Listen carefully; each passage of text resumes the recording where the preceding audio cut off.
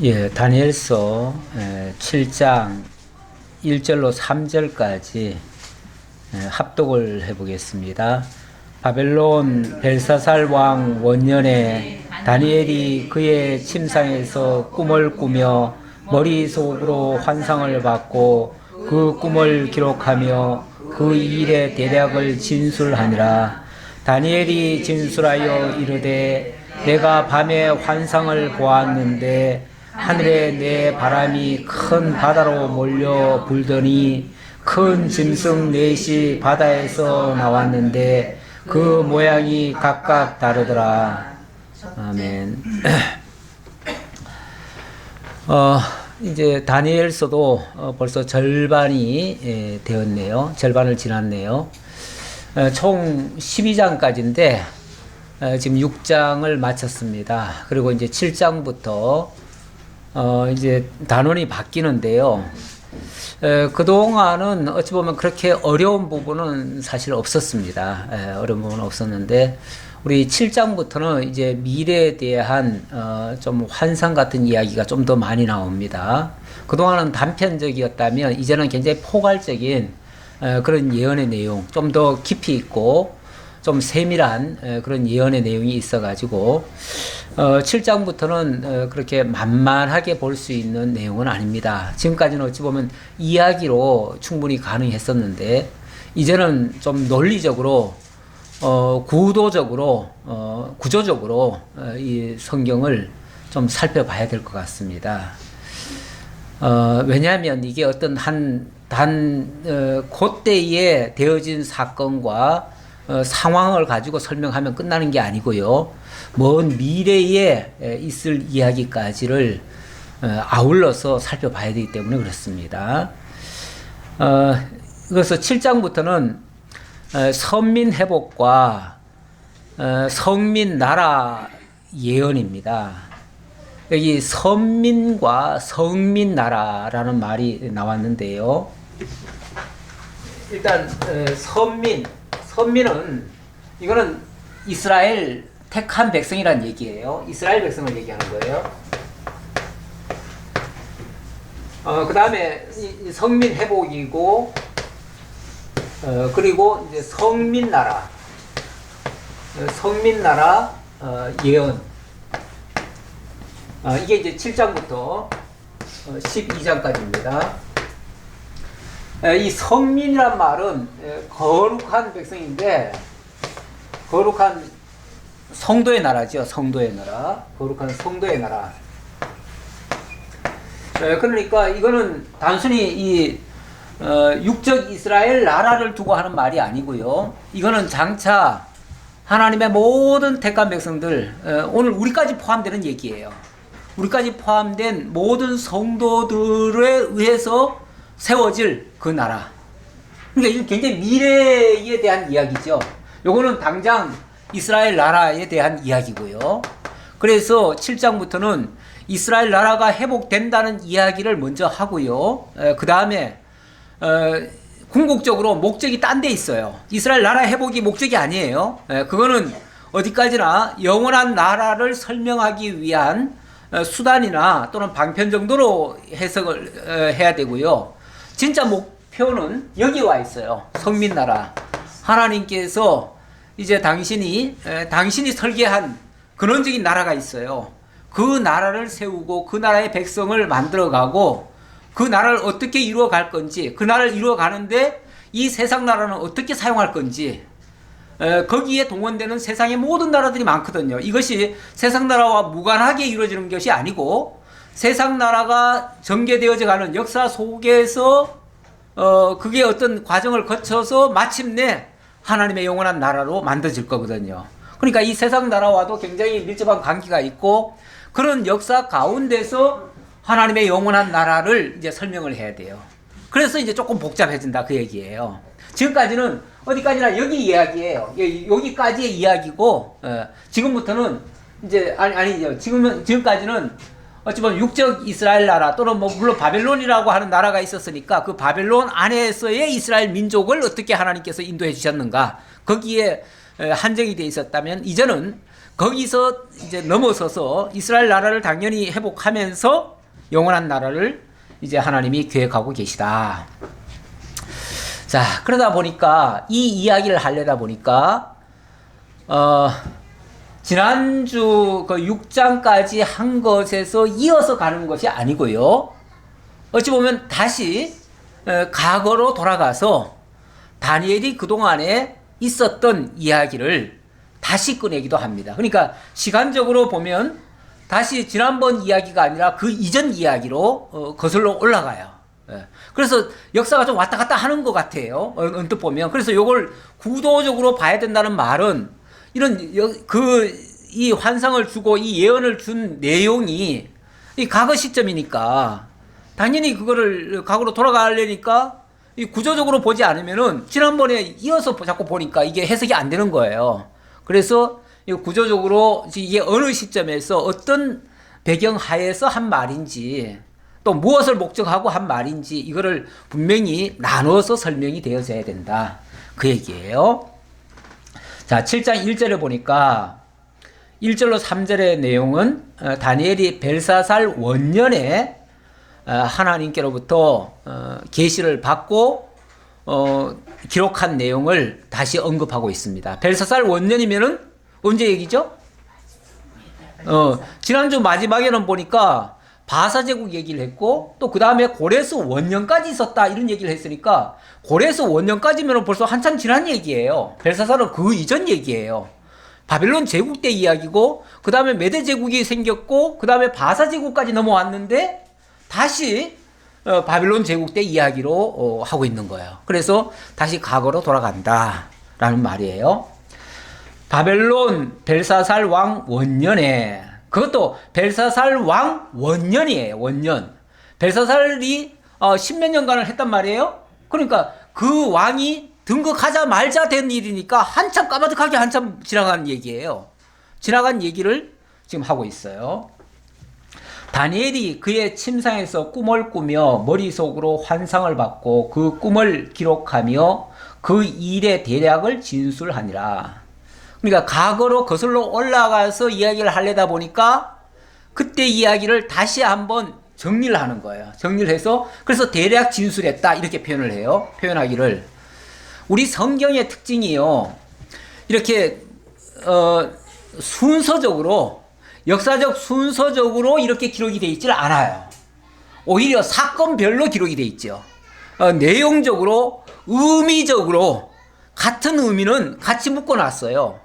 그러다 보니까 어떤 거는 먼저 된 일도 있고 어떤 거는 나중에 된 일도 있어요. 그런데 어떤 사건과 유사한 거는 같이 끌어다가 앞에다 갖다 놓기도 하고 또 아니면은 또 먼 미래에 대한 걸 얘기하려면 저 뒤에다 갖다가 이 먼저 일어난 일이지만 저 뒤에다 갖다가 놔요. 그러다 보니까 이거를 우리가 구분을 하지 않으면은 이것도 또 혼란이 오는 거예요. 다니엘이 진술하여 이르되 내가 밤에 환상을 보았는데, 자, 지금부터는 자기가 본 그대로 그때 내용을 이제 뭐 말로 했든지 그것을 기록을 했든지 뭐 기록을 한 거죠. 말하고 기록을 했겠죠. 그걸 이제 진술이라고 표현하는데, 내가 환상을 보았는데 하늘에 네 바람이 큰 바다로 몰려 불더니 큰 짐승 넷이 바다에서 나왔는데 그 모양이 각각 다르더라. 큰 바람이 불어가지고 갑자기 바다 속에서 막 바다가 파도를 쳤겠죠. 파도를 쳤는데 그 속에서 웬 짐승이 네 종류의 짐승이 올라오더라는 거예요. 그러니까 바다에서 어떤 짐승이 올라왔다고 하는 것은 의미적으로 봤을 때 이 바다라고 하는 게 이 세상을 얘기하는 거거든요. 이 세상 가운데 어떤 짐승 권세가 나온 거예요. 굉장히 강력한 힘을, 파워를 가진 원래 이 세상의 모든 권세들은요 짐승 권세들이에요. 사실 뭐 동물의 세계나 크게 다를 바가 없어요. 그냥 힘 있으면은 집어삼키고 힘 없는 자는 그냥 죽는 거예요. 먹거리로 이용당하는 거예요. 그게 세상 모습이에요. 그래서 세상 나라들이 힘 없으면은 나라 잃고 비참하게 된다. 그러니까 힘을 길러야 된다. 그래서 전부 다 나라들마다 다 힘을 기르잖아요. 막 군사력을 확충하고 남의 나라가 넘보지 못하도록 그렇게 자관 힘이 없으면은 무기를 외국에서 사서라도 그걸 채워놓지요. 이런 식으로 세상 나라가 하는데 이게 다 힘 기르자는 거예요. 힘 기르자는 건데 이거는 단순히 어떤 지역적인 나라가 아니라 온 세계를 지배할 만한 나라, 그런 나라가 아주 큰 강력한 나라 4개가 생긴다 그 얘기예요. 그러니까 이 환상을 준 시점으로부터 어느 때까지라고 지금 얘기는 안 했지만은 자관 어느 때까지 4개의 아주 큰 나라들이 발생할 거다. 자, 그 얘기예요. 근데 그 어느 때까지라고 하는 거는 이 성경이라고 하는 게 가장 중심에는 뭐가 있죠? 우리 주 예수 그리스도가 있죠. 모든 성경의 중심에는 예수 그리스도가 있습니다. 그래서 결국은 예수 그리스도 오실 때까지라고 봐야겠죠. 예수 그리스도가 오셔서 이제 하실 일은 하나님의 나라를 이루어 가실 것인데 그 이전에 이 세상에 4개의 큰 나라가 나중에는 보면 이 네 짐승은 네 나라라 이렇게 표현을 해요. 나라라고 표현하기 때문에 이거는 다른 해석이 필요가 없어요. 틀림없는 그 해석이에요. 그래서 이 4개의 짐승은 네 나라가 되는데 이 네 짐승은 각각 그 모양이 다르더라 그래요. 다르더라. 그러니까 하나의 그 모양을 가지고 있고 하나의 패턴으로 가는 게 아니고 전혀 상이한 다른 그런 모양새로 나타나 가지고 다스리기는 온 세상을 다 점령을 하고 다스리는 거예요. 그런데 그 나라들마다 특징들이 있어요. 특징들이 있어가지고 그래서 이거를 가장 극명하게 구분하는 그런 모습으로 이제 소개가 될 겁니다. 여기 이제 네 나라라고 얘기를 했는데 원래 이 제국이라고 하는 것이 굉장히 많지요. 사실 여기 네 나라 말고도 흔히들 성경 가지고는 보통 5대 제국 또는 6대 제국 이렇게 얘기를 합니다. 그래서 학자들은 흔히 구약 성경의 그 제국을 얘기할 때 보통 6대 제국도 얘기를 해요. 5대 제국 또는 6대 제국이라고 그래요. 5대 제국 하면은 아수르부터 시작하고요. 6대 제국 하면 이집트부터 시작합니다. 그런데 여기서는 4대 제국을 얘기해요. 왜 4대 제국을 얘기하냐면 그럼 그전 걸 무시하느냐? 그전 거는 이미 지나간 얘기고 지금 이걸 얘기하는 그 시점이 언제부터냐면 바벨론부터예요. 바벨론부터다 보니까 바벨론부터 시작하면 4대 제국이 되는 거예요. 그래서 바벨론부터 출발해서 4대 제국을 이야기하는 거다. 그렇게 보시면 되겠고요. 자, 그 다음 4절로부터 8절에 보니까 이 바다에서 올라온 네 짐승의 그 어떤 모습, 그 모습을, 그 형상을 자세히 증거하는 장면인데요. 첫째는 사자와 같은데 독수리의 날개가 있더니 내가 보는 중에 그 날개가 뽑혔고 또 땅에서 들려서 사람처럼 두 발로 서게 함을 받았으며 또 사람의 마음을 받았더라. 첫째 그 짐승의 모습은 자관 용맹함으로 말하자면 짐승의 왕 하면 뭐죠? 사자죠. 사자. 엄청나게 정말 센 그런 짐승의 모습이긴 한데 이 짐승의 모습이면서도 또 뭐가 있냐면 독수리의 날개가 있대요. 독수리의 날개가 있다는 말은 굉장히 빠르다는 얘기예요. 이게 이제 나중에 가면 이제 바벨론이라고 얘기를 해요. 하는데 일단 바벨론이라고 이제 우리가 먼저 얘기를 해놓고 이제 이해를 해야지요. 그래야 이게 이해가 되니까.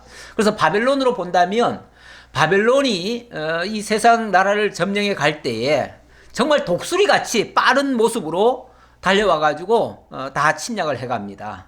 그리고 다 걷어가요. 그렇게 하는 모습이 마치 독수리와 같았다 그랬는데, 자 그러다 말고 그 강력한 그 나라가 이제 어느 정도 점령한 다음에는요 또 날개가 뽑히더래요. 날개가 뽑혀버리면은 힘을 못 쓰는 거죠. 힘을 못 쓰더니 또 땅에서 들려가지고 사람처럼 두 발로 서게 함을 봤는데요. 나중에는 좀 인간적인 모습들이 나타난다는 거예요. 우리 지난번에 그 다니엘과 연관된 그 몇몇 그 왕들 모습을 봤잖아요. 그 왕들이 처음에는 굉장히 어찌 보면 포악하고 굉장히 신속하게 뭐 나를 점령해가고 이렇게 하는 듯 했는데 나중에 보니까 상당히 인간적인 면도 좀 보이잖아요. 또 하나님 앞에서 좀 회개하는 모습도 보이고 나중에 또 하나님을 뭐 찬양하는 모습도 좀 보이고 뭐 그러잖아요. 어찌 보면 굉장히 강력한데도 또 한편으로는 사람을 좀 사람의 어떤 모습을 좀 띠고 있는 것 같은 그래서 좀 괜찮은 모습이 때로는 나타났어요. 그래서 하나님을 막 찬양하는 모습도 좀 나왔고요. 그런 게 나왔어요. 또 보니 또 다른 짐승, 그 둘째는 두 번째 짐승을 얘기합니다. 곰과 같은데 그것이 몸 한쪽을 들었고 그 입의 입 사이에는 새 갈빗대가 물렸는데 그것에게 말하는 자들이 있어 이르기를 일어나서 많은 고기를 먹으라 하였더라. 두 번째 짐승은 이거는 곰과 같더래요. 곰은 약간 미련해 보이지만 미련해 보이면서도 사실은 굉장히 강력합니다. 그리고 사실은 곰이 포악한 겁니다. 우리는 그 팬다곰 같은 거 이렇게 보면 굉장히 예쁘게 뭐 귀엽다고 생각하잖아요. 그래서 여기도 팬더 아파트라고 예쁘게 이름을 지었는데 사실은 이 곰이 굉장히 포악하대요. 포악하대요. 모르겠어요. 정확하게는 모르겠는데. 그러니까 우리 생각보다는 그렇다는 거죠. 그런데 이것이 처음에는 몸 한쪽을 든대요. 그리고는 그 입에 이 사이에 새 갈빗대가 물렸대요. 그러니까 어찌 보면 나중에 보니까 나중에 여기에 대한 이제 해석을 좀 살펴보니까 원래 그 다음에 이제 제국이 메데 바사 제국인데 메데 바사 제국이 원래는 한 몸이었어요. 한 몸이었는데 이게 몸이 한쪽이 들려요. 다시 말하면 한쪽이 더 커져가지고 다른 쪽을 다 집어 삼키는 거죠. 그리고는 다 집어 삼키는 그 모습. 이게 이제 결국은 메데 바사가 연합했다가 바사 제국으로 이제 되어지고 그 바사 제국이 다른 나라들을 다 집어 삼키는 이런 모습이에요. 그런 내용이에요. 자, 그래서 나중에 이것이 바사 제국이라는 걸 설명하는 내용입니다. 그러니까 첫째는 사자, 그 다음에는 곰. 사자는 바벨론이라고 지금 제가 설명을 드렸고요. 두 번째는 메데파사. 메데파사 제국이라고 말씀을 드렸습니다. 그 다음 6절에 보니까 그 후에 내가 또 본즉 다른 짐승 곧 표범과 같은 것이 있는데 그 등에는 새의 날개 넷이 있고 그 짐승에게 또 머리 넷이 있으며 권세를 받았더라. 이 세 번째 짐승은 이건 표범이래요.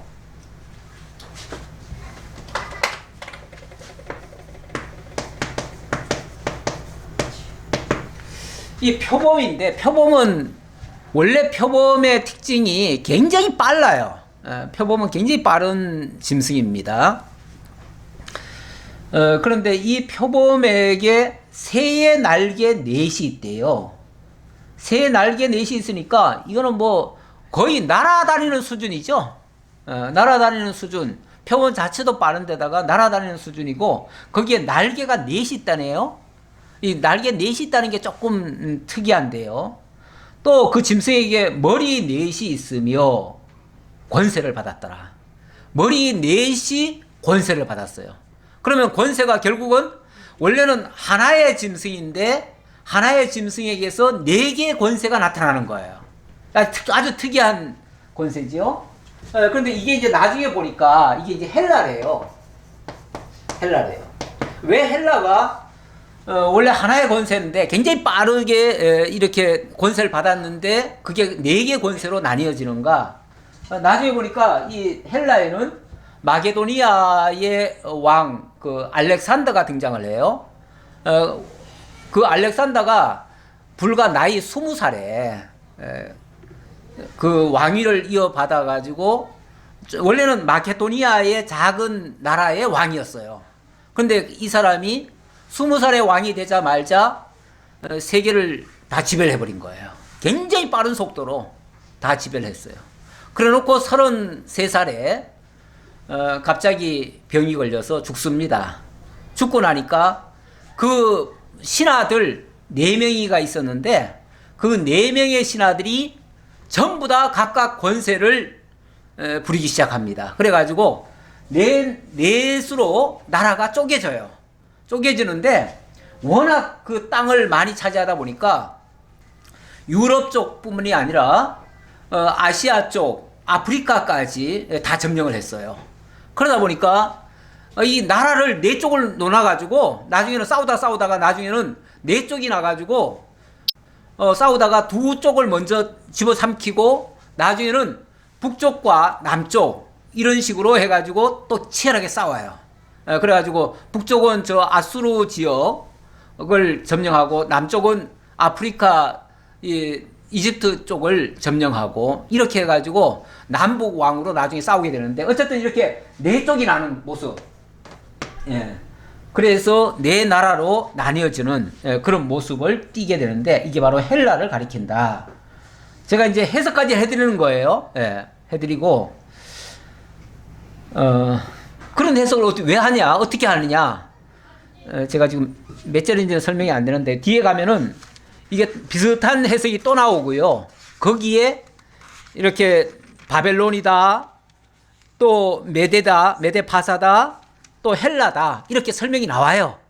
그래서 이 본 성경 안에 그 해석이 다 나오기 때문에 뭐 이거 가지고 딴 해석을 하는 경향은 없어요. 예, 그러니까 그대로 받으시면 될 것 같고요.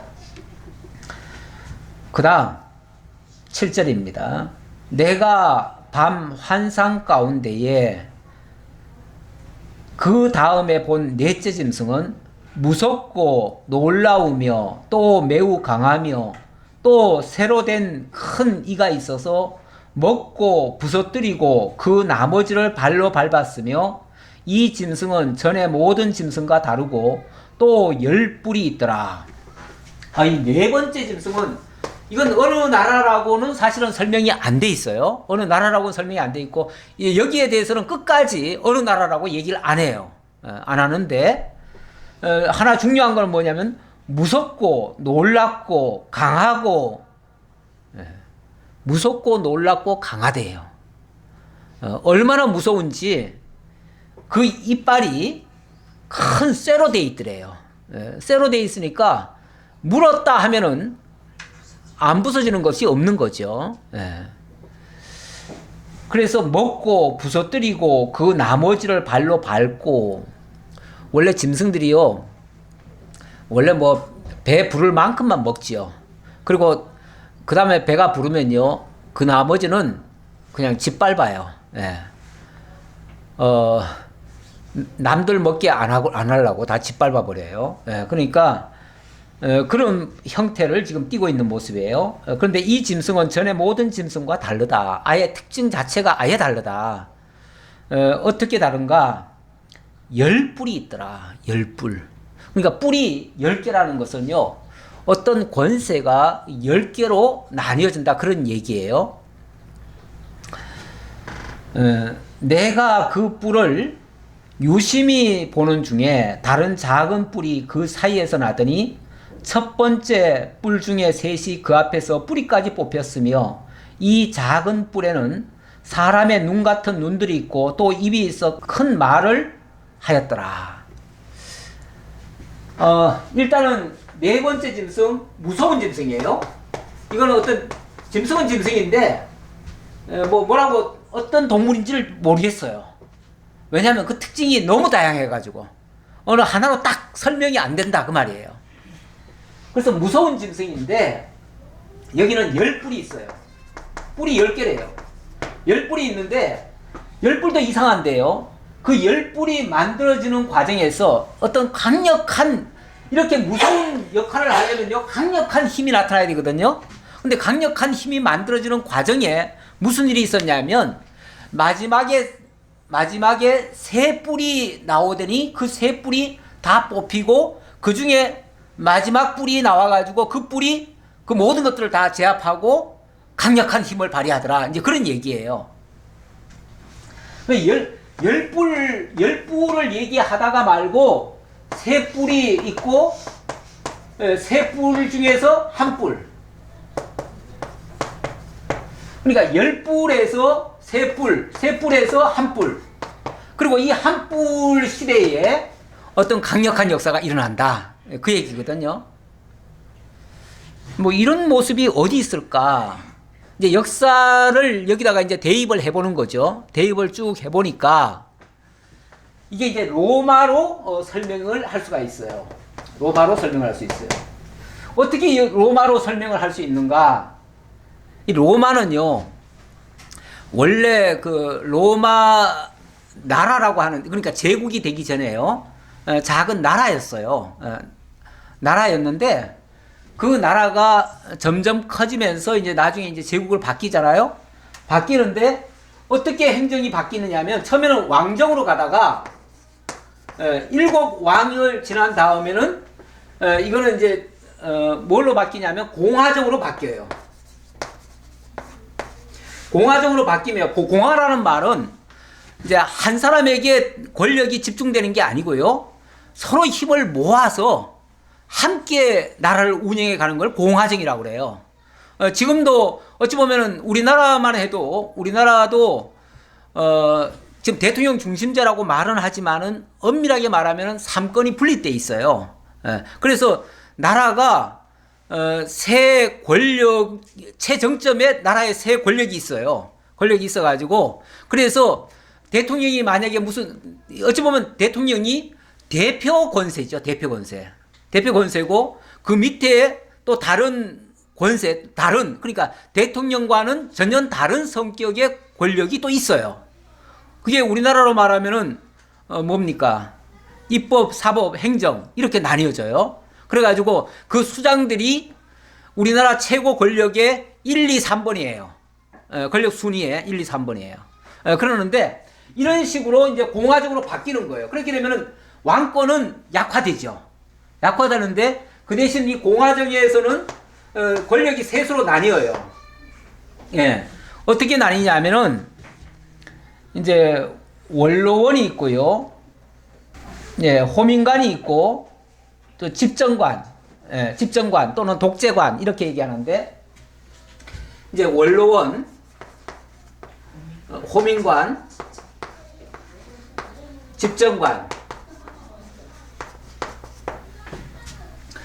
예, 원로원이라고 하면은 이 호민관이라는 말은 쉽게 말하면 백성들이 뽑은 자들이라는 얘기고요. 백성의 대표예요.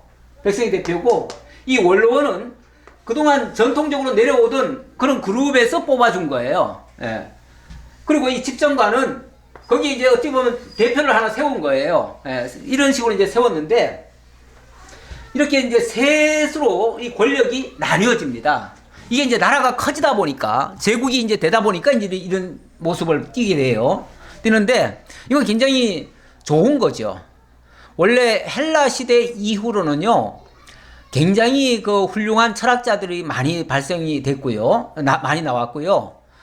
아리스토텔레스나 뭐 여러 사람들 있잖아요. 그런 사람들이 헬라 시대 때 많이 활동을 했기 때문에 그 뒤로는요. 굉장히 나라를 아주 신사적으로 이렇게 꾸려가려고 하는 그런 제도들이 많이 발생이 됐어요. 어쩌면 로마도 그거를 받아들였다고 볼 수 있어요. 예, 그랬는데 근데 권력이 이게 나뉘면요 사실은 싸웁니다 서로. 예. 이게 원래 짐승의 그 짐승 세계의 본성이라는 게 있는데 이게 절대로 우호적으로 서로 좋게만 이렇게 잘 되지 않습니다. 그게 제대로 되려면은 정말 완벽한 그 민주주의 제도가 만들어져야 되는데 그게 쉽질 않아요. 그러다 보니까 이게 이제 싸움이 발생되는 거죠. 싸움이 발생돼 가지고 어떻게 발생이 되냐면은 주전 한 44년경에 이제 시절인데요. 그 호민관인 크라수스라는 사람, 이 크라수스, 이제 호민관 크라수스라는 사람이 전쟁터에 나갔다가 갑자기 죽습니다. 전사를 해요. 그러니까 한 권력자가 죽은 거예요. 그리고 나니까 집정관인 카이사르가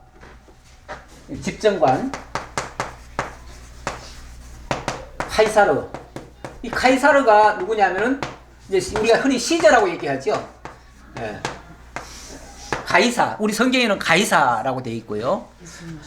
예. 그래서 이 가이사라는 사람이 이제 이 사람은 또 전쟁터에서 승리를 했네요. 승리를 하니까 온 백성들이 승리한 자를 아무래도 추앙할 거 아니에요?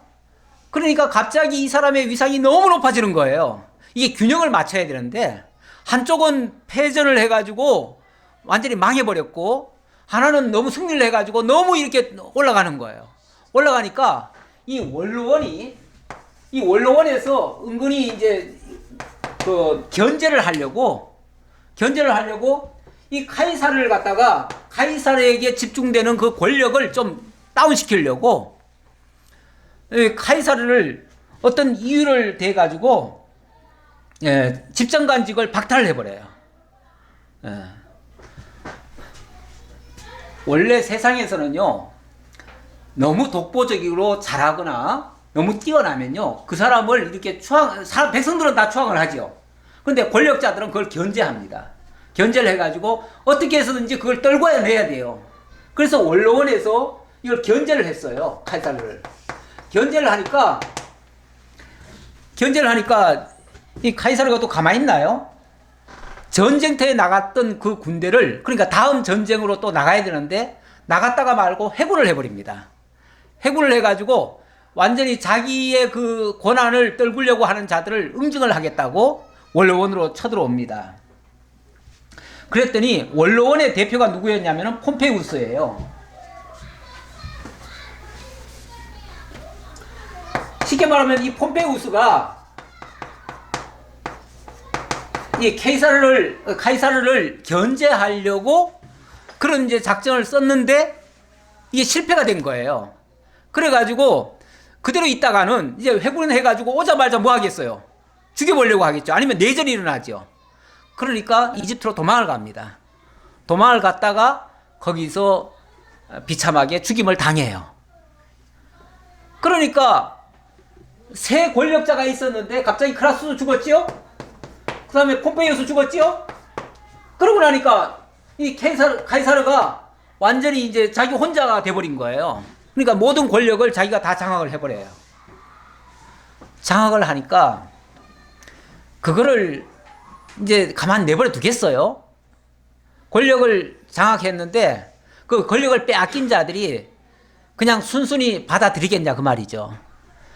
그냥 못 받아들이니까 어떤 음모를 꾸미고 어떤 작당을 해서라도 떨궈야 돼요. 그래서 어떻게 했냐면은 결국은 시해를 합니다. 살해를 해버려요. 죽여요. 이 원로원에서 어떤 작전을 펼쳐가지고 이 카이사르를 쉽게 말하면 그 회의에 와서 연설하라고 해놓고는 그 뒤에서 공작을 해가지고 결국은 죽여버려요. 죽였는데 이 가이사가 죽으면서 죽기 직전에 자기가 이제 세워놓은 사람이 있어요. 자기의 적자는 자기 아들은 아닌데 자기가 평소에 저놈은 좀 똑똑하다 하는 친구를 하나 쉽게 말하면 자기 후계자로 미리 이렇게 세워놓은 게 있어요. 그래가지고 그 후계자에게 자기 권한을 넘겨줘요. 죽으면서 그걸 했어요. 예. 했는데 그 사람이 누구냐 하면은 옥타비아누스입니다. 옥타비아누스. 그러니까 여기서 나온 자가 옥타비아누스예요.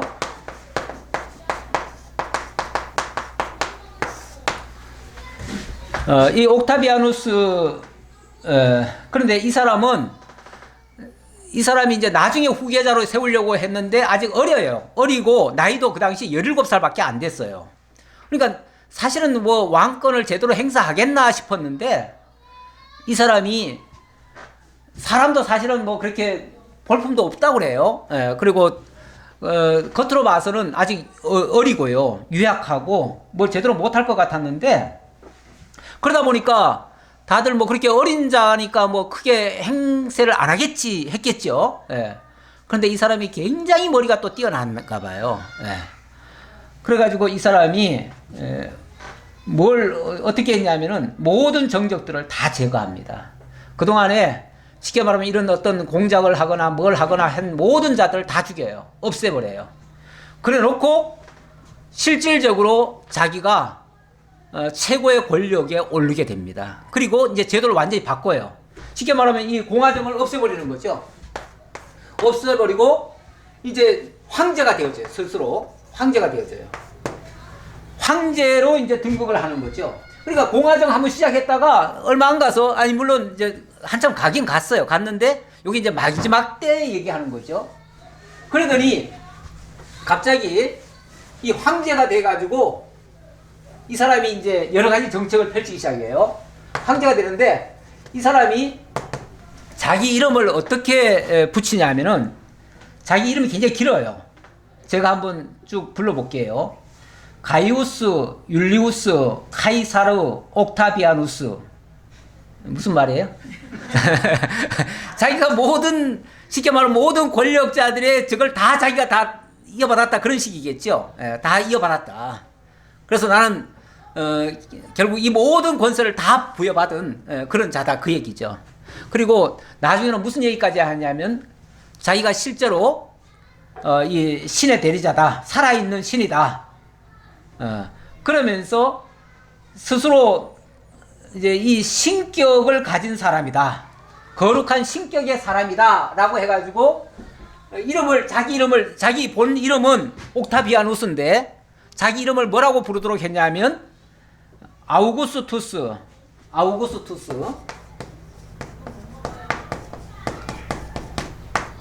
이렇게 부르라고 해요. 이 아우구스투스라는 말은 뭐냐면 신과 같은 사람이다 그 얘기예요. 신과 같은 사람이다. 나는 자기는 신격을 가진 사람이다. 그러면서 여기다가 이제 자기는 이 카이사르의 이제 쉽게 말하면 양자죠. 양자가 되니까 아우구스투스 가이사 이렇게 이제 대표적인 이름을 붙였어요. 근데 이제 우리 성경에 보면은 어떻게 나오냐면 아구스도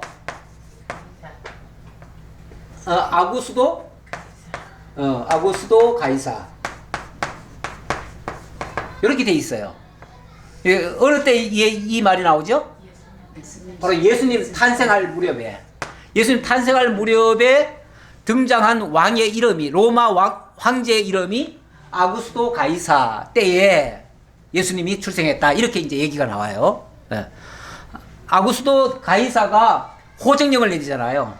호정령 내렸을 때 예수님이 이제 그 부모가 이제 호적 정리하러 베들레헴에 왔다가 거기서 이제 예수님을 낳게 되는 거죠. 그래서 바로 그 무렵이다 그 얘기예요. 자, 그래서 원래는 열불이라는 말은 7왕이 있었다가 7왕과 플러스 공화정이니까 세 지도자가 있었어요. 그래서 10개의 쉽게 말하면 뿔이 있었던 거죠. 있었는데 이 10개 뿔 중에서 이 세 뿔이 다 뽑혀요. 한꺼번에 다 뽑혀요. 서로 다 뽑혀가지고 뽑힌 다음에 새로운 한 뿔이 등장한 거예요. 그 새로운 한 뿔이 쉽게 말하면 옥타비아누스예요. 근데 이 옥타비아누스 때에 누가 등장하는 거예요? 바로 우리 주 예수 그리스도가 등장한다 그 얘기예요. 그래서 10뿔 이야기가 나오고 3뿔 이야기가 나오고 1뿔 나오고 그때에 영원한 나라, 우리 주 예수 그리스도가 세우실 영원한 나라가 준비된다 그 얘기예요. 그래서 우리 주 예수 그리스도가 오시면서부터 하나님의 나라가 시작됐다 그렇게 얘기하잖아요. 우리 예수님 오시면서 첫 마디가 뭐예요? 회개하라 천국이 가까웠느니라. 이제 하나님의 나라가 시작됐다 이렇게 선언을 하시죠. 그럼 예수님이 오신 때부터가 바로 하나님의 나라의 시작이에요. 그래서 구약 시대에 바로 이 다니엘서가 성민의 나라가 영원하게 이제 세워질 것이다라고 하는 말은 거기에 대한 예언은 바로 예수 그리스도로 말미암아 이루어질 그 나라를 얘기하는 거다. 그게 이제 신약 시대고 그렇게 이어지는 내용이 되겠습니다. 그래서 바로 이걸 설명하려고 하면 자연스럽게 이 무서운 나라, 어느 나라라고 이름은 안 밝혔지만 본서에서는 다른 거 세 개 나라는 다 밝혔어요. 그래서 제가 이건 자신 있게 말할 수 있고요. 요거는 그 정황으로 봤을 때 이건 로마를 가리킨다, 이렇게 말씀드릴 수 있는 거예요. 그래서 이거는 로마다. 자, 이렇게 설명을 드리고 내용을 이제 이어가겠습니다. 자, 그런데 9절,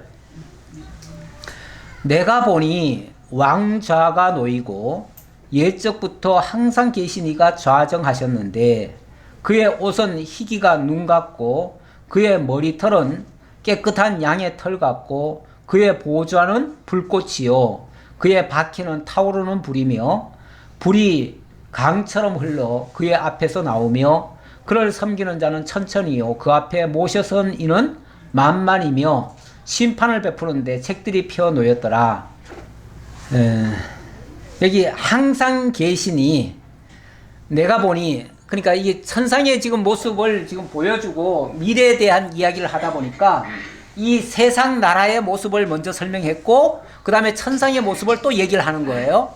그래서 이 세상은 이렇게 흘러가고 있고 흘러갈 것이고 이제 하나님의 계획은 이렇게 이루어질 것이다. 그래서 천상의 세계와 지상의 세계를 어찌 보면 번갈아 가면서 설명을 하는 거예요. 그러면서 세상 나라가 이럴 때에 하나님의 역사가 이렇게 이루어질 것이다. 하나님의 계획은 이렇게 돼 있다.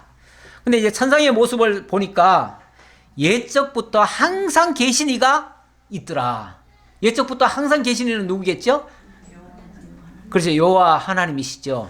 여호와 하나님이시고 그 하나님이 이제 역사를 하시는 거예요. 역사를 하시는데 무슨 역사를 하시느냐 하면은 그 앞에 모셔선 자들이 천천히고 만만이고 그런데 다 책들을 펴놓고 그 책들대로 심판을 하더라. 이 세상에 어떤 나라의 흥망성쇠가 이루어지려면 하나님의 간섭 없이는 이루어지지 않거든요. 하나님의 간섭이 이루어지려면 결국 하나님의 뜻대로 지금 심판이 이루어져야 돼요. 그래야 세상 나라가 망할 거 아니에요. 어느 나라가 흥왕했다가 망하는 거는 그냥 우연히 망하는 게 아니고 결국 하나님께로부터 어떤 침을 당해야만이 망하게 돼 있어요. 그러려면 하나님을 대적하는 그 모습이 등장을 해야 되는데 그게 이미 책에 다 기록이 돼 있더라. 그러니까 이 세상에는 사람들이 우연히 잘못을 하고 그거에 의해서 징계를 받는 것 같지만 사실은 하나님의 계획 속에 있었다는 얘기예요. 있었다는 것이고 그걸 통해서 당신의 백성들에게 알게 하고 믿게 하는 그런 역사가 등장을 하는 겁니다. 그때에 내가 작은 뿔이 말하는 큰 목소리로 말미암아 주목하여 보는 사이에 짐승이 죽임을 당하고 그의 시체가 상한 바 되어 타오르는 불에 던져졌으며 그 남은 짐승들은 그의 권세를 빼앗겼으나 그 생명은 보존되어 정한 시기가 이르기를 기다리게 되었더라. 아까 뿔 7뿔, 3뿔, 10뿔, 그 다음에 3뿔 무너지고 또 1뿔 얘기가 하는 모습이 나오잖아요. 그 1뿔이 나중에는 권세를 얻어가지고 이런 역사를 하더라 그런 얘기예요. 내가 또 밤 환상 중에 보니 인자 같은 이가 하늘 구름을 타고 와서 이 한 권세가 어떤 역사를 하는데 그때에 인자 같은 이가 하늘 구름을 타고 와서 옛적부터 항상 계신 이에게 나와 그 앞으로 인도되더라. 인도되매. 인자 같은 이는 또 누구지요? 인자 같은 이는 바로 예수 그리스도죠. 결국 예수 그리스도 지금 이 이야기를 쭉 하는 이유가 예수 그리스도 오시는 얘기를 하려니까 이 얘기가 나오는 거예요. 그러니까 세상 나라가 이렇게 역사가 지금 전개된다는 거예요. 전개되는데 이 세상 나라들은 어찌 보면 성경에 하나님의 그 계획에 기록된 대로 되는 거예요. 기록된 대로. 기록된 책에 의해서 기록된 대로 역사가 이루어져요. 결국 이건 하나님의 뜻대로 된다는 말과 같아요. 자, 이런 나라들이 이렇게 쭉 전개되다가 마지막에 한 뿔이 진짜 하나님을 대적하는 것 같은 그런 모습을 보인다는 거예요. 그래서 아까 아우구스투스도 진짜 나는 신이다 하는 소리나 똑같거든요. 그건 하나님을 정면으로 대적하려고 하는 거죠. 그때에 우리 주 예수 그리스도가 등장을 한다 그 얘기예요. 그래서 인자 같은 이가 하나님 앞으로 이렇게 오는 거예요. 이제 역사의 현장에 나타나려고, 역사의 현장에 나오시려고 인도되더라. 예. 그에게 권세와 영광과 나라를 주고 모든 백성과 나라들과 다른 언어를 말하는 모든 자들이 그를 섬기게 하였으니 그의 권세는 소멸되지 아니하는 영원한 권세요. 그의 나라는 멸망하지 아니할 것이니라. 그런데 쉽게 말하면 인자 같은 이죠. 이때 바로 인자 같은 이가 등장을 한다. 근데 이 인자 같은 이가 와가지고 뭘 하냐면은 나라를 세운다는 거예요. 나라. 그의 나라. 그냥 나라가 아니라 그의 나라. 그의 나라를 세울 것인데 그 나라가 세워지면 그 나라는 소멸되지 아니하는 영원한 권세다. 다른 세상의 모든 권세들, 땅에서 나오고 바다에서 나온 이 권세들은요, 전부 다 소멸할 권세들이에요. 다 없어져 버리고 나중에 가면 다 심판으로 끝날 권세들이에요. 그런데 이 권세들 후에 나오는 인자 같은 이로 말미암아 세워지는 그 나라는 영원히 없어지지 아니할 권세가 될 것이다. 그리고 그의 나라는 멸망하지 아니할 것이다. 자, 어쨌든 굉장히 복잡한 얘기였어요. 제가 이제 해석을 덧붙였으니까 뭐 여러분들이 이해는 되지만 아마 이 환상을 그냥 보기만 하는 사람의 입장에서는 이게 뭔지 솔직히 답답하고 뭐 이상하고 아마 그럴 거예요. 굉장히 혼란스러울 거예요.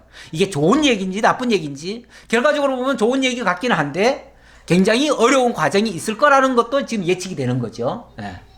이게 그냥 순탄하게 되는 게 아니에요. 세상에서 봤을 때는. 예. 지금 환상에서는 간단하게 한 환상을 가지고 지금 쭉 설명이 됐지만 이게 뭐 한순간에 단숨에 되는 일들이 아니잖아요. 그러다 보니까 굉장히 오랫동안 많은 어떤 환란과 역경을 거쳐서 마침내 이렇게 이루어질 거니까 이게 혼란스럽죠, 좀. 네.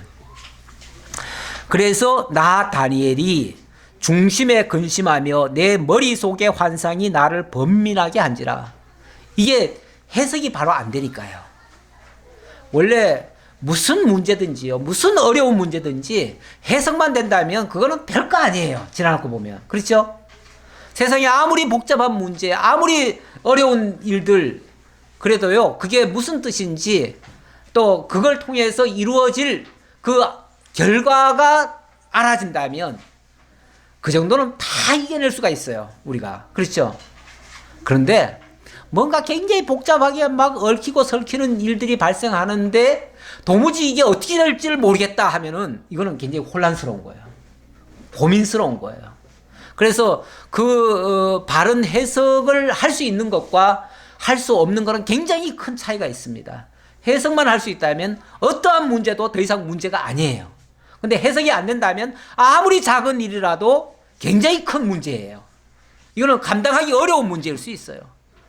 그래서 이 해석이 안 되는 사람들은 어떤 문제에 부딪힐 때마다 절망을 하고 그 절망이 자기를 구원할 방법이 없다 해가지고 때로는 극단적으로 끝내버리는 이런 경우도 가끔씩은 있어요. 그런데 그래서 우리가 정말 바른 해석이 필요해요. 성경을 바로 알 필요가 있고 그 바른 해석이라고 하는 것은 하나님의 정확한 뜻에 의해서 바른 해석이 나와요. 그래서 하나님을 알자. 힘써 여호와를 알자. 하나님을 아는 것이 모든 것의 힘이다. 이렇게 얘기할 수 있는 거죠. 내가 그 곁에 모셔선 자들 중 하나에게 나아가서 이 모든 일의 진상을 물으매 그가 내게 말하여 그 일의 해석을 알려주며 이르되 그 내 큰 짐승은 여기 그 곁에 모셔선 자들 중에 하나에게 나아갔다는 말은 결국 천사에게 물었다는 얘기예요. 이게 뭐 세상 어떤 자기 동료한테 물었다는 얘기가 아니고 천사에게 도대체 이게 무슨 뜻입니까? 우리 요한계시록에도 보면은 사도 바울에게 어떤 환상을 보여주는데 그 환상이 도대체 무슨 뜻인지 몰라가지고 번민하다가 천사에게 묻잖아요. 그러면 천사가 그걸 친절하게 또 설명을 해줘요. 그래서 그 답을 알고 그것을 기록을 하죠. 그런 식과 비슷해요. 어찌 보면 이런 묵시적인 이런 내용은요, 요한계시록이라 다니엘이라 좀 유사성을 가지고 있어요. 내용이 같다는 얘기가 아니라 그 어떤 형식이 유사하다 그런 얘기예요. 그 네 큰 짐승은 세상에 일어날 네 왕이라. 저는 이미 앞에서 해석을 해드렸는데 지금부터 이제 그 해석을 해주겠다 그 얘기예요. 그럼 이건 천사가 이제 해석을 해주는 내용이에요. 아마 이 해석을 듣고 나면은 아하 그렇구나 하고서 이제 그 어떤 의문이 풀릴 거예요. 의문이 풀리면 더 이상 고민은 아니죠. 모를 때가 고민이고 알면 너무 통쾌하고 정말 감사하고 기쁜 일이죠. 내 왕이라 지극히 높으신 이의 성도들이 나라를 얻으리니 그 누림이 영원하고 영원하고 영원하리라. 무슨 일을 3번 강조한다는 건요, 완벽하다는 그런 의미예요. 이 3번이라고 하는 거는 뭐 돌이킬 수 없는 그런 확고한 하나님의 뜻, 의지가 반영된 그런 내용이에요.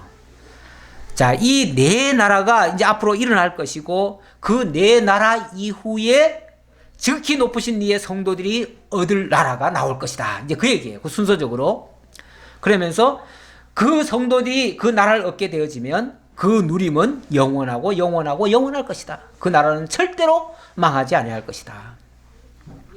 이에 내가 넷째 짐승에 관하여 확실히 알고자 하였으니 곧 그것은 모든 짐승과 달라서 심히 무섭더라.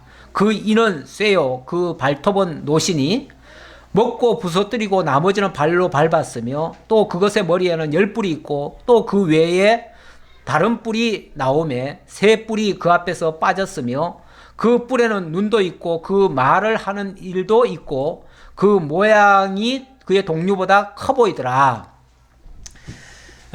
이 다니엘도 앞에서 새 그 짐승은 그렇게 무서워 보이질 않았어요. 그렇죠?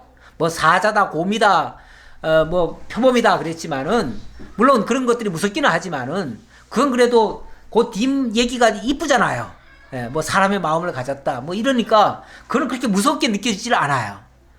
그런데 요 마지막 4번째 짐승은 도대체 이게 무슨 짐승인지 모르겠는데 이거는 굉장히 무서워요. 그리고 그것도 되게 복잡해요. 뭐 10뿔이 있다가 뭐 3뿔이 나왔다가 또 1뿔이 나오고 막 이렇게 나오는데 그것도 1뿔은 또 뭐 마지막에 뭐 이상한 또 얘기가 있잖아요. 그래서 3뿔이 나오더니 3뿔이 그 앞에서 그 1뿔 앞에서 다 빠지더래요. 마지막에 나오는 그 뿔 앞에서 3뿔이 다 빠지더래요. 제가 아까 설명했죠. 그 안티오쿠스 안티오쿠스가 아니라 누구예요? 옥타비아누스죠. 옥타비아누스 앞에서 그 권력자가 다 빠지잖아요. 다 죽잖아요. 그리고 그 한 권세가 딱 등장을 하니까 도대체 이게 무슨 소린지를 모르겠는 거예요. 아니 권세자가 왜 다 또 빠져? 그리고 왜 또 하나가 나와? 그러더니 그 마지막 그 뿔에는 눈도 있고 큰 말을 하는 입도 있더라. 그리고 그 모양이 다른 동료보다 커 보이더라. 실제로는 그 인간이 제일 약하고 사람이 보기에는 제일 보잘것없으니까 그런 권세를 만약에 후계자로 세우면요 원로원도 걱정이 없어요. 에이 저거 보니까 유약해서 우리 마음대로 다 부릴 수 있을 것 같아. 이렇게 생각했던 거예요. 그래서 다 동의를 해가지고 다 이제 후계자로 옹립을 했던 것 같아요. 그런데 웬걸 이 연약해 보이던 것이 굉장히 강한 거예요. 알고 보니까 그 지략이 뛰어나가지고 다른 모든 권세를 그냥 꼼짝을 못하게 하고 다 휘어잡더니만 완전히 자기가 하나님 자리까지 올라가 버리더라는 거죠. 그래서 큰 말을 하더라 그러잖아요. 큰 말을. 그 뿔에는 눈도 있어요. 다시 말하면 사람들이 무슨 생각을 하는지 그냥 다 알아버려요. 그래가지고 꼼짝달싹 못하게 하는 거예요. 무슨 뭐 작전을 펴든지 무슨 그냥 뭐 공작을 한다든지 하면은 미리 다 알아버려요. 그래가지고 다 그냥 꼼짝달싹 못하도록 다 그냥 그 제압을 해버리는 거예요. 그러니까 뭐 그 앞에서는 감히 거짓말도 못 하고요, 모략도 못 쓰고요, 어떤 작전도 못 펼치고요, 이렇게 되는 거죠. 사람 겉보기와는 다를 수 있어요. 겉보기에 꺼벙한 사람이 그러니까 외유 내강인 형이죠, 일종의. 그런 사람이 진짜 무서운 사람이에요. 겉으로 부드러워 보이고 겉으로는 다 양보하는 것 같고 겉으로는 아주 웃는 인상, 그런데 속으로는 조금도 양보 안 하고 모든 걸 다 이겨먹는, 아무도 꼼짝 못하게 하는 그런 사람이 있다면 굉장히 무서운 사람이에요. 예. 겉과 속이 똑같은 사람은요, 무서울 게 하나도 없어요. 너무 다 드러나니까. 예, 너무 다 드러나니까. 이 사람은 큰 말도 하더래요. 큰 말을 한다는 말은요, 하나님체 한다 그 말이에요. 하나님인체. 세상 말은 그렇게 큰 말이 없잖아요. 자기가 하나님 같은 말을 하니까 이제 큰 말이 되는 거예요. 그래서 아우구스투스라고 자기 이름을 갖다가 그렇게 바꿔놓은 거 아니에요? 뭐 어찌 보면 나는 하나님이다 이런 식의 표현이에요. 그 모양이 다른 동료보다 커 보이더라. 실제로는 사람 형체는 작은데 그 하는 일이 너무 크더라는 거죠. 내가 본 적 이 뿔이 성도들과 더불어 싸워 그들에게 이겼더니, 겉보기는요 성도들을 막 다 제압하더라는 거죠. 여기 성도들은 이제 언약 성도들이죠. 언약 백성들. 이 백성, 이 쉽게 말하면 이 왕이 누구를 핍박하는 거예요? 성도들을 핍박한다는 거죠. 이때에 쉽게 말하면 유다가 로마의 점령을 당합니다. 요 직전까지는 유다가 독립국이 됩니다. 잠시지만. 왜냐하면 헬라 때에 안티오쿠스 에피파네스와 전쟁을 했잖아요. 누가 했냐면 마카비, 하스몬 왕조가 전쟁을 합니다. 전쟁을 해가지고 굉장히 치열하게 오랫동안 전쟁을 해가지고 엄청나게 피를 많이 흘리고 그래가지고 겨우겨우 독립을 합니다. 그래가지고 하스몬 왕국이라 해가지고 마카비 왕조 또는 하스몬 왕국 이렇게 얘기를 해요. 그래서 독립을 한 160여 년간인가 독립국을 유지합니다. 그런데 바로 이 아우구스투스 이 가이사 이 무렵에 다시 유다가 점령을 당해요. 점령을 당하고, 그리고 이 가이사가 하나님의 성도들이 있는 이 예루살렘을 짓밟고 거기다가 괴뢰 정부를 세웁니다. 그 괴뢰 정부가 누구냐면은 바로 이두메 사람 누구죠? 헤롯. 헤롯의 그 안티파터인가요? 그러니까 헤롯의 아버지예요. 그런데 그 아버지 대왕 헤롯을 거기다가 총독으로 보내요. 그래가지고 쉽게 말하면 괴뢰 정부를 세우는 거예요. 유다국은 이제 붕괴가 되어지고 유다국에 로마가 점령을 하고 거기에 외지인 저 이두메 사람, 에돔 사람이죠. 에돔 사람 그 헤롯을 갖다 놔요. 그리고 유다를 다스리게 해요. 그러니까 유다는 졸지에 잃어버리잖아요. 이게 이제 성도들을 짓밟는 거예요. 성도들을 짓밟고 성도들이 결국 그들에 의해서 뭐 하는 거죠? 이 뿔이 성도들과 더불어 싸워 그들에게 이겼더니, 성도들을 이겨요. 그러니까 언뜻 보면은 아까는 뭐 하나님의 나라를 세워가지고 영원히 승리할 거라고, 다시는 안 망할 거라고 그러더니 뭐 망했네? 이렇게도 말할 수 있는데, 이제 육적인 것과 영적인 것을 조금 이제 구분해야 돼요. 이 세상 나라가 망한다고 해가지고 하나님의 나라가 망합니까? 세상 나라는 망하는 게 원칙이고요. 하나님의 나라는 안 망하는 게 원칙이에요. 그래서 세상 나라, 육적 이스라엘 나라는 어찌 보면은 로마 제국에게 망한 셈이에요. 망한 셈인데, 그때 예수 그리스도가 등장을 하셔가지고 하나님의 나라를 세우는 거죠. 근데 여기에 이제 헷갈려요. 왜 헷갈리냐면, 사실 예수님의 제자들마저도 무슨 생각을 했냐면, 이제 메시아가 오시면 우리를 이 로마 제국으로부터 해방시켜 줄 것이다 라고 기대를 했는데 끝까지 해방을 안 시켜주잖아요. 오히려 예수가 어이없이 진짜 죽어버리잖아요. 그러니까 예수는 결국 우리를 구원하는 메시아가 아니었구나 하고 생각하고 나중에는 그럼 옛날로 돌아가야지 하고서 그냥 갈릴리로 고기 잡으러 떠나잖아요. 그런데 그때 예수님이, 부활하신 예수님이 등장을 하시잖아요. 그리고 그 나라가 영원할 것을 설명하고, 그 나라는 이제 이 세상 나라가 아니라 이제 하나님의 나라다. 그 하나님의 나라는 세상 끝까지 복음으로 정복해가는 그 나라다. 이렇게 이제 나라의 개념을 완전히 바꿔주는 거예요. 이 세상 나라의 개념으로는 이해가 잘 안 돼요. 그러나 이 하나님의 나라 개념으로 이제 이해를 하면 이게 이제 설명이 되는데, 어쨌든 그렇게 될 것이다. 그러면서 옛적부터 항상 계신 이가 와서 지극히 높으신 이의 성도들을 위하여 원한을 풀어주셨고 때가 이름에 성도들이 나라를 얻었더라. 그래서 항상 계신 이가, 그 인자 같은 이가 이제 나라를 시작하고 항상 계신 이가 그 나라를 완성해 간다, 그런 얘기예요. 그러니까 이거는 이제 영원한 나라로 이제 완성해 가실 것을 약속하는 말씀이다. 그 얘기입니다. 여기까지 오늘 살펴보겠습니다. 기도하겠습니다. 아버지 하나님 감사합니다. 저희에게 오늘 이 다니엘서를 통해서 다시 한번 하나님의 영원한 약속의 말씀, 영원한 하나님 나라를 이루어 주실 것이라고 하는 이 약속의 말씀을 주셨습니다. 역사는 정확히 이 다니엘의 예언대로 되어졌습니다.